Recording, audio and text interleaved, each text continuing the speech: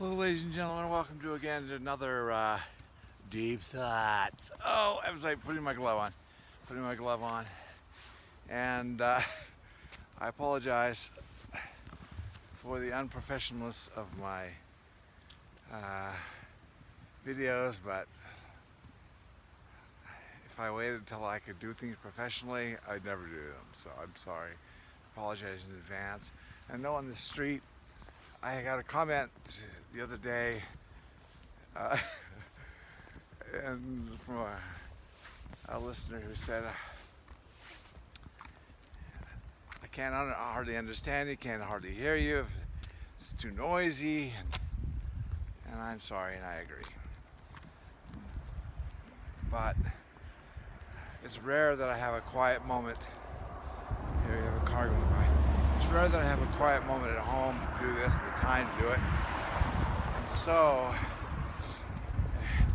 at least today I don't have the muffler, and it's a little bit warmer, so I don't have to have the muffler in front of my neck and face and everything. So, anyways, I just wanted to talk a little bit about something I talked about yesterday in the church. It's about the upcoming generation in this very troubling times that we are in right now. It's just so much to lose hope about, and I want to give you some reason for some hope while I do that. But it's like the my married kids and soon to be married kids, they're growing up in a world where the economy is just terrible, rampant inflation. When we bought our first home in Ohio, it was roughly 3 times my yearly salary, and I had a modest salary. And our first home, it wasn't a modest home too, it was a modest home, but in a nice neighborhood, a nice city. It's in the suburbs of Columbus, Ohio. It was roughly 3 times, 3 years worth of salary to buy the home, right? Roughly. The kids today are trying to get into homes. If they have a killer job that pays super well, they can expect to maybe pay 5 times their salary. If they don't have a killer job, they expect to pay 10 times their salary, yearly salary, 10 times their yearly salary to get into a home. And there's bad policy, bad politics are to blame. And I don't want to make this too political, but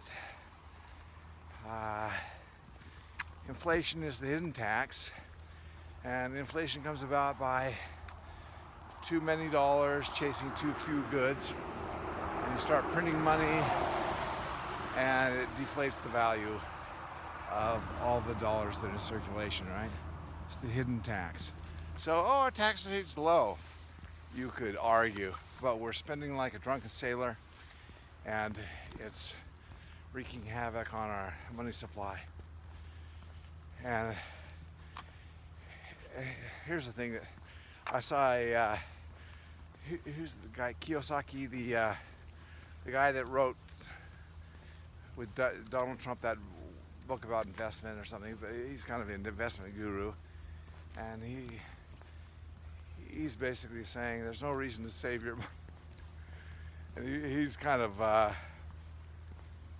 anyways, I don't agree totally with that thinking, but we're in a world right now where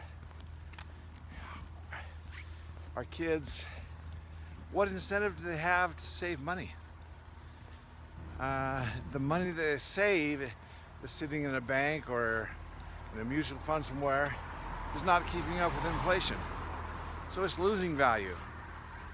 So it does something to the psyche, and totally ruins your incentive to save and work hard. And you know why should I do that? It might incentivize you to borrow money maybe and live on somebody else's dime. I don't agree with that either. But it seems like there's loud noises everywhere we go. Okay, so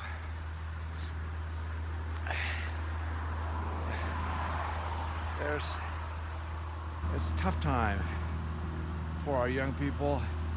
I agree wholeheartedly. And most of them don't even know who they are, what they are, thinking they can decide whether they're this, that, or the other thing. And I don't want this video to get pulled, so I won't go into too much detail about that, but we live in a crazy woke world where I was at the grocery store the other day and I talked about this a little bit, but some guys outside the front door of Walmart, I guess they're asking for money. I didn't have time to sit and talk to them, but teen suicide, they're saying teen suicide, you know, well, yeah, I agree. I just don't agree on the solutions. And I don't think my dollars are gonna put a poster up at your school and raise awareness. No, it's something more fundamental than that. But anyways, it's tough times. And I want to give you just a little bit of reason for hope. And without trying to make this too religious, the very first words out of Christ's mouth in his very first sermon was the Beatitudes, the 8 blessings. And he lists off 8 blessings, and 4 of them are clearly blessings, something to be thankful about. 4 of them are more like curses, or reasons not to be glad. But he says, what does he say? He says, be thankful. These can be turned for your good. And that is exactly what I've experienced in this last year. And my wife told me not to, stop talking about your stroke and your stroke, giving your stroke ammonia at church. And I agree, except that it has opened my eyes, and that's perhaps the greatest blessing of my stroke. And I'm recovering quite well, not 100% there, but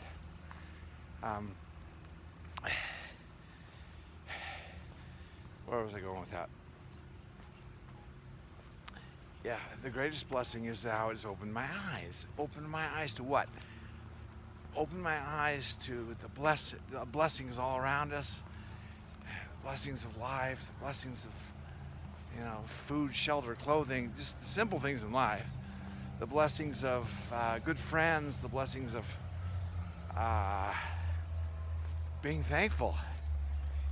And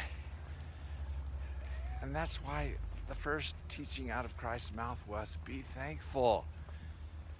It's such a simple and kind of counterintuitive. Be thankful for all these bad things that are happening to you. So that is my advice to young generation and everyone. That yes, these are trials. Yes, these are hard times. But oh my land, everywhere I turn is noise. In some way, shape, or form, that can be and will be, if you let it, turned into a blessing. Turned into a blessing. And maybe the blessing is only that your eyes were open, that you can see the blessing. You can see the blessing in every, oh my land, everywhere I turn, noise. I kind of relate to what that guy was commenting about on my YouTube channel, so I'm sorry. Okay. What is that guy doing? Anyways, it's a blessing. No. So, people that, it's like I've said this many times, but the Olympic weightlifter or cursing his weights. His weights are what's making him strong, is building his muscles. And so is this current situation, terrible as it is, hopeless as it seems. If we hang in there, we'll be stronger for it, and it will be a blessing, and we'll be able to see the blessing in it. Not that it's a good thing, not that you wish it on anybody else. Same with my stroke. I don't wish it on anyone else. I'm having to relearn almost all of my skills of that caused me so much joy, gave me so much joy pre-stroke. My guitar, I like to sing, I like to play tennis. You know,